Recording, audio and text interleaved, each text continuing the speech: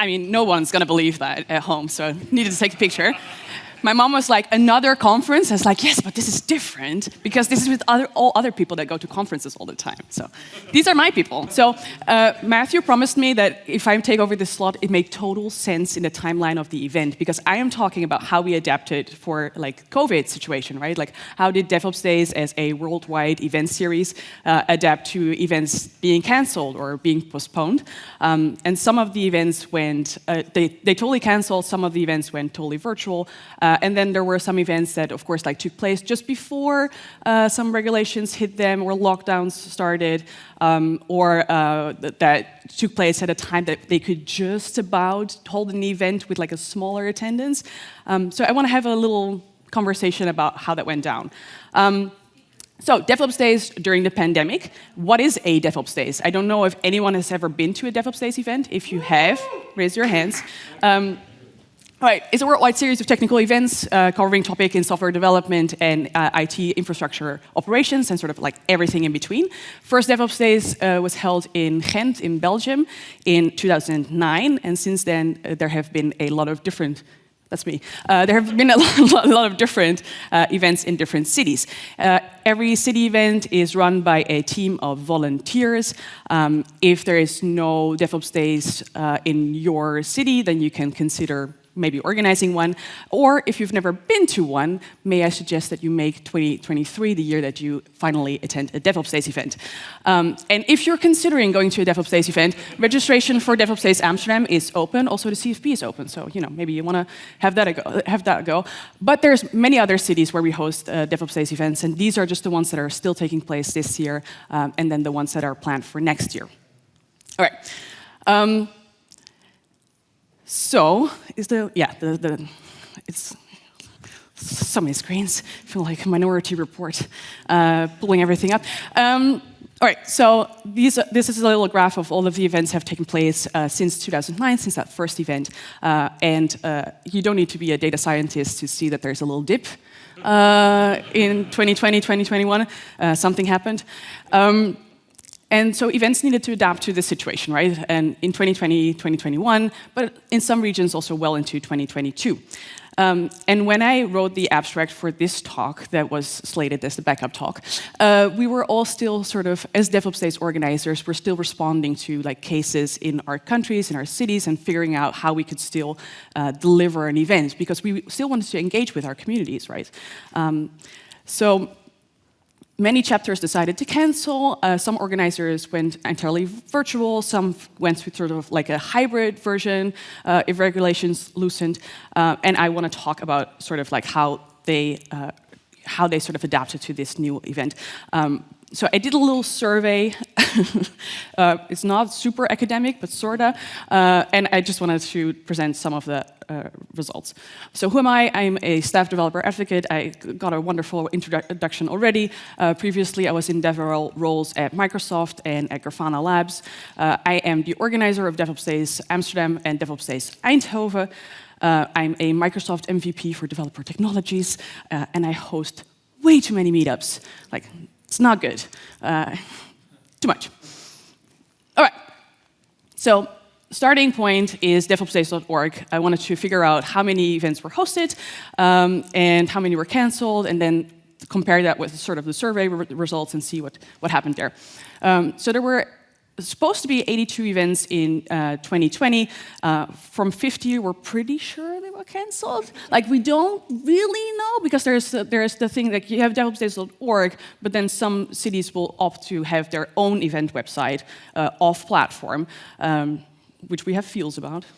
I'm looking at some other core team people. But so there's sometimes they're offsite, and sometimes people opted to show that they were canceled in different ways. So it's really hard to sort of like parse that information in one go. A lot of it was very manual work. All right. And then there were some organizers teams that teamed up with another event in the same country. So DevOps Days Eindhoven was supposed to have their like big reveal in 2020. Then that didn't happen, and they teamed up with Amsterdam, and we brought DevOps Days online, and then capitalized NL for Netherlands. Great pun. 11 events still took place in person just before lockdowns. mostly, or in some countries and cities, like later down the year when restrictions loosened a little bit there. And 19 events actually took place online, virtually, in cyberspace. All right, there were 42 events planned for 2021. 13 of those were sadly canceled, and 19 went virtual. 7 cities managed to host an in-person event, and there were, again, a couple of teams that teamed up to bring a virtual event or any other event together. 2022 saw 52 planned events, so we're not quite back at the 2019 level of amount of events. And we've seen 16 event pages so far, or last time I checked, for 2023. All right, I've been saying words like online and hybrids, and so it's definition time a little bit. I think the past few years have been like a watershed moment for hybrid events, but like anything in life, we need to have the same understanding of what hybrid actually means. And everyone you ask, they'll give you a different answer. I thought DevOps Days, Amsterdam and Eindhoven was hybrid because we had a couple of the hosts and the speakers in the same room, and we were sort of like broadcasting from there. Apparently, I was wrong. Because, and I will quote Matty, who is the boss, because not only is he the co-chair of DevOps Days Core, but also he's literally my manager. So he's the boss. Only when the event has a mix of attendees that are like participating in person, but also remote, then it's a hybrid event. So we're focusing on the attendees, not on anything else. Okay, now that we got that out of the way, we can have the same conversation. So I said I had a survey, I sent it out. If you're curious about how not academic my survey is, you can have a look. I sent it out to 89 respondents, and I got 37 replies. It's fine, organizers are busy people, so I'm happy that I got some response. And at first I was just interested in sort of the team size. So there's varying team sizes. Some are really large, some are like a lot smaller. And I wanted to figure out if the holding of maybe an online or a hybrid event had anything to do with team size. Turns out, it doesn't. So none of the smaller events hosted an online or event. Okay, I'll give you that. But the largest team size wasn't more likely to host an event than any of the smaller team sizes. So for context, like the largest group size was between 13 and 15 people, and that's, for instance, Austin, Chicago, and Dallas. But they were not more likely to host an online event than the group of 9 to 12 organizers, which is, for instance, Amsterdam and Paris and Detroit. They were like, 36% of the 9 to 12 hosted an online event versus 25% for the 13 to 15 size teams. And even the 6 to 8 people sized teams hosted 20% of those hosted an online event. And that's, for instance, Berlin or Tokyo or Denver. All right, 2020. For a lot of cities, and it's so sad, this was supposed to be the year of their first event, right? So Birmingham in the UK, Eindhoven, and Prague all got ready to host their first DevOps Days, and then stuff happened. 25 out of the 37 events or the organizers that replied to the survey did not host an event, and the ones that did host an in-person event either took place before the lockdowns, as said, or they had very stringent COVID regulations and policies that they communicated clearly upfront and at the venue with like, big standing banners and so on. Jakarta was a good example of that one. All right. For the online events, what kind of tooling did they use? So a lot of the responses came back that there was sort of a combination used of Zoom and Discord, and then it was streamed over YouTube. Some of them, so Chicago, for instance, and I think that was an outlier, did pre-recorded talks and pre-recorded Ignites, which is a different format that I should probably introduce real quickly. It's a 5-minute talk with 20 slides that are auto-advancing. So it's a very challenging format, live already, and then it's really hard to do this online as well. But those were pre-recorded, and then the speakers would join for a live Q&A, which was a nice format. They received really, really positive feedback, and especially Ignite speakers were really happy to have that opportunity to sort of like practice too. They did a cute thing, which I think a couple of conferences did in this online time, where like the one speaker would hand the microphone like to the side of their screen, and the other one would pick it up. So it was like we're all in the same room, but we're not. Which I thought was really cute. They even did open spaces, and open spaces is a format where anyone that is attending the conference can suggest any topic that they want to talk about, and then just gather interest from the rest of the room. And whoever joins in that room is the right crowd. Might be really small, might be really large. But then we saw for some of the online events that used platforms that they couldn't fit everyone in a room, and also it's much harder, as we know from meetings, to see when someone wants to speak, and so it could get a little messy sometimes. Stockholm used Zoom for talks and Discord for discussions as well. Sao Paulo used StreamYard, and they were really satisfied that they could host an event even if interaction was lower, because they didn't expect anything else, and they were just excited to be able to bring something. I want to do a special shout out to Zurich, who did like a DevOps Tuesday, which was one talk every Tuesday in September, and they solved it in that way, because they felt like people wouldn't want to stick around for an online conference and sit like behind their screens for a longer time, and so they sort of like made little like chunks and bits here and there. All right, 2021. Of the 37 responses that I got, 29 teams didn't host an event in 2021. So that's more than teams that didn't host an event in 2020. Interesting. Some took place in person again, where it could take place. So, for instance, Montreal, who again did a really great job in communicating all of the guidelines and policies.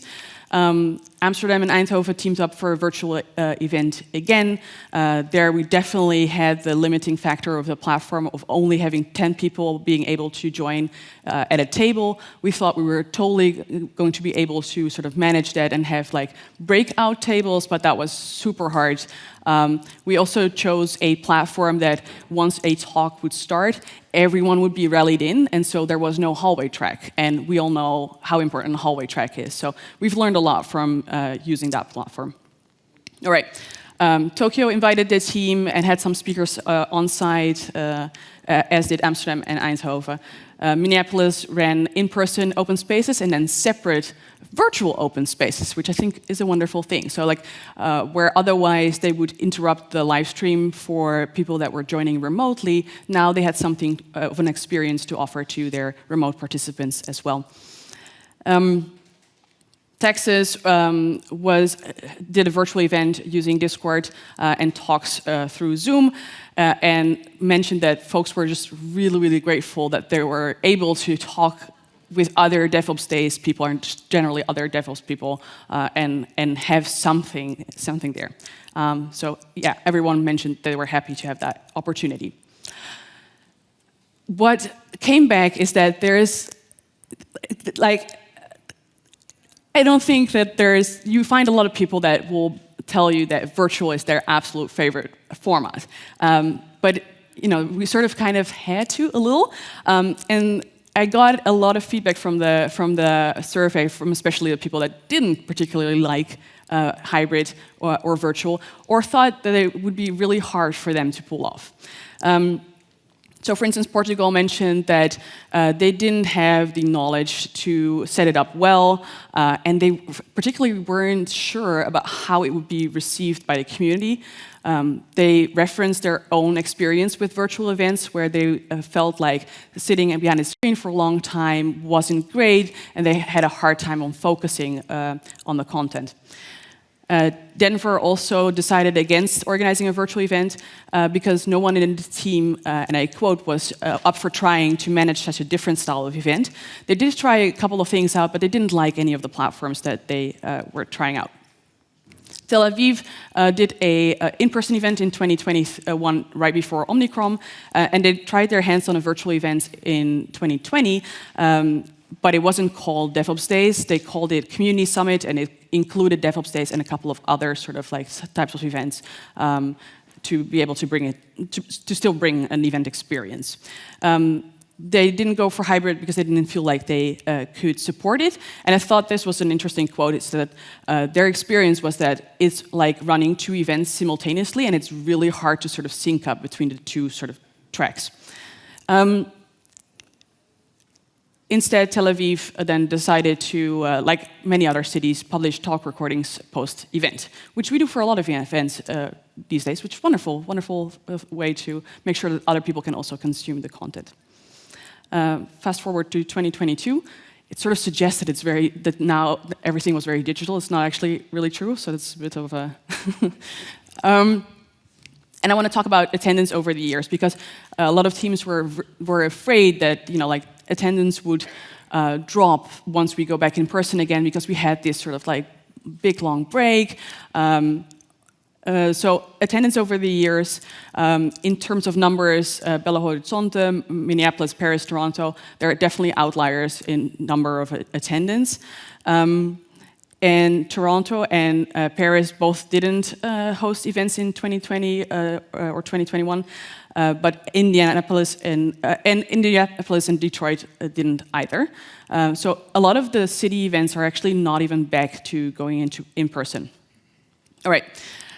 Most cities today are at around the same number of attendees for their 2022 events as they were for their 2019 events, or the amount of people that they got attracted to their virtual events. I want to call out, particularly, Chicago, who typically has 600 people participating, and their 2020 virtual event attracted double that amount. So that's pretty cool to see. There were a couple of other chapters that had a similar experience. And in 2022, they were back for a more intimate event, again, with 350 people. That's also what you see a lot, is that even if you're looking at numbers that some events did attract less people at their 2022 events, is that they wanted a smaller event just to make sure that they could spread people out over location more, and people wouldn't be huddled in like small spaces. Berlin, for instance, made sure that they limit their attendance, and they found a time that it was still warm enough outside that they could open up the windows, and that they have a lot of air cleaners in the smaller workshops rooms, just to make sure that people feel more comfortable. I think there's a lot of interesting things that happen in this sort of virtual time where we're trying to bring these online experience.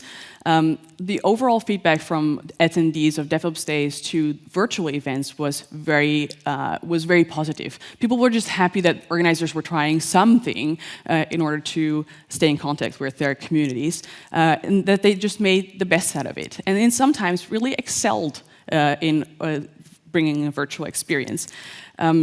Some organizing teams made changes based on the 2020-2021 event types, just seeing what worked and what they could still bring in person, and adjusted back to in-person events as well, because the 2 sort of staple formats of DevOps Days, Open Spaces and Ignites, are really hard to do online. So they adjusted, for instance, the Amsterdam and Eindhoven chapter made sure that we didn't do Ignites because it's difficult, but turn it to lightning talks instead. So like regular 10-minute talks, that's it.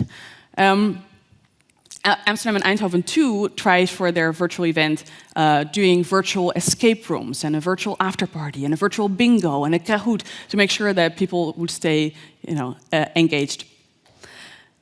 Jakarta found out that the pre-recorded videos actually work wonders for marketing for their next events. And so they didn't do it before, and now because of this, they did the pre-recorded talks, and they found out that that's actually like a really good thing. So for their following events, they will always record the talks.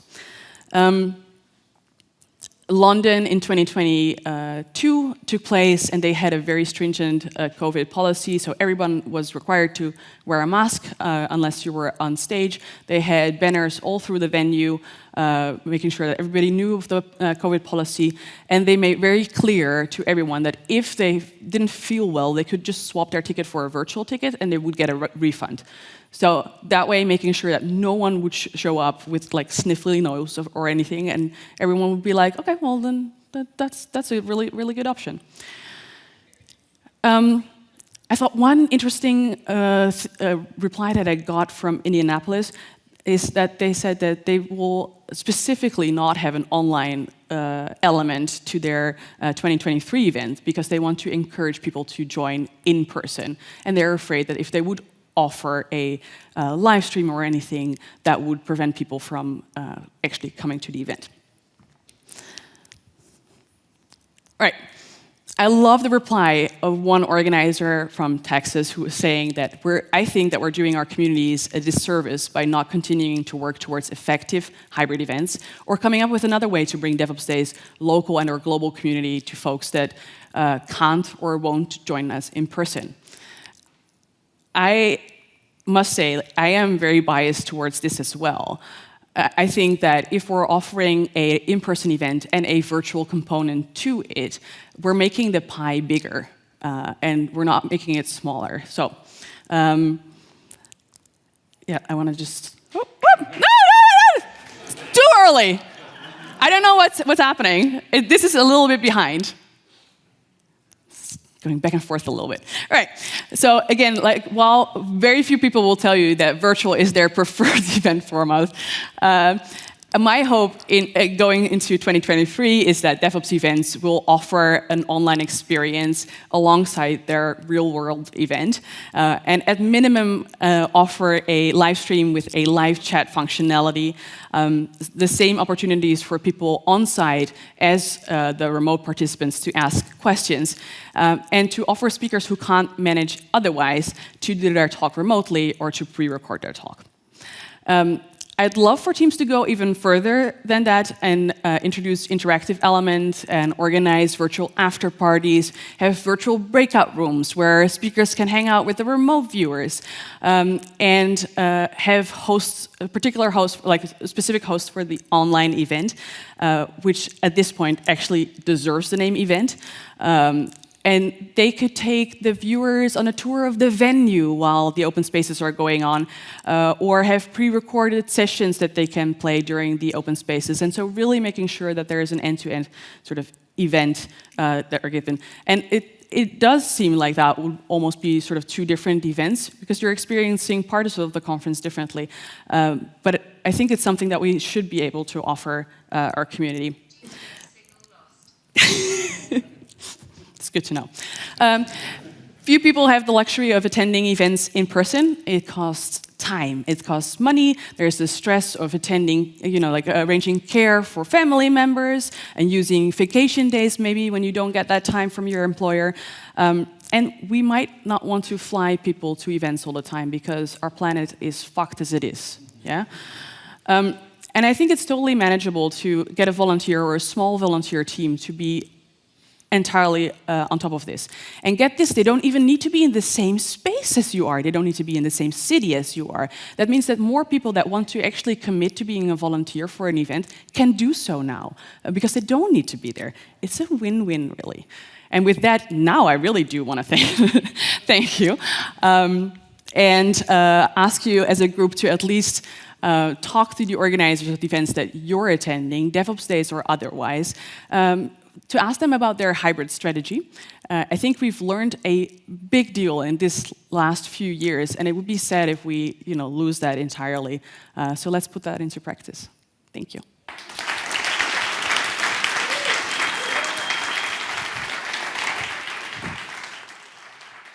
Thanks. Thank you so much for the lovely talk. You shared a bit about how the attendance levels are going back to where they were pre-pandemic. Is the attendee mix the same?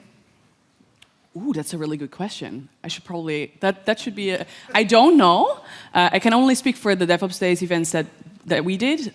So we definitely reached a different audience for DevOps Days Eindhoven, Amsterdam than we normally would, because they attended the virtual events and wanted to see what it's like in person. So I can't answer that for the entirety of DevOps Days. I don't know if Maddie or Dan has any idea, but anyway, like, so I can't answer that, but it's a really good follow-up question. So thank you.